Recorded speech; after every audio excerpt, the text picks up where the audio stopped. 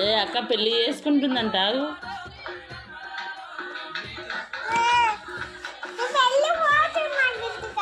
ఎవరి పెళ్ళికి? ఏ మామ పెళ్ళికి అమ్మా? ఏ మామ పెళ్ళి పోతావు? ఎప్పుడు చేసుకుంటుండు? నువ్వు చూసినావు అత్తని? అత్తని చూసినావా నువ్వు? ఏడుంది? ఏడా? గుట్టలు ఉందా?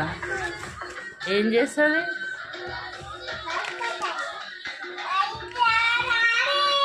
ఏం చేస్తుంది?